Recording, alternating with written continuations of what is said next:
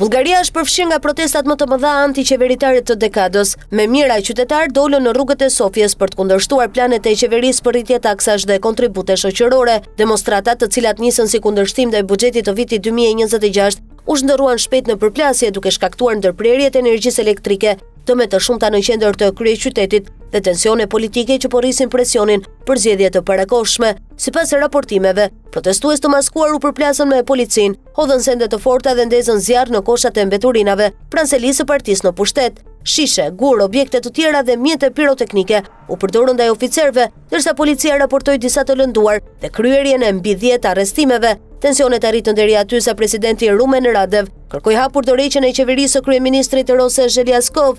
Ai e cilësoi situatën si një krizë të provokuar dhe akuzoi strukturat mafioze, siç u shpreh, për nxitjen e përplasjeve me qëllim deformimin e mesazhit të protestave.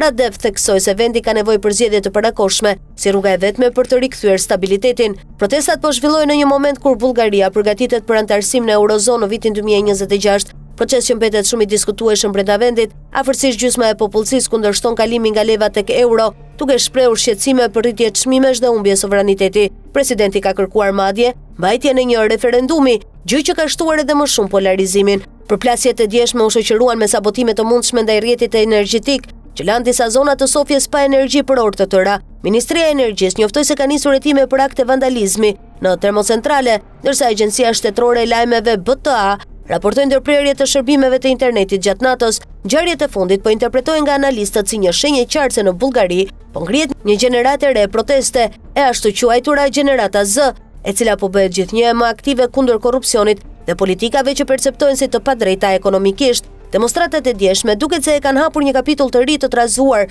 për politikën bullgare, në një kohë kur vendi synon integrimin e plot në strukturat europiane, por po përballet me pakënaqësi të thellë sociale.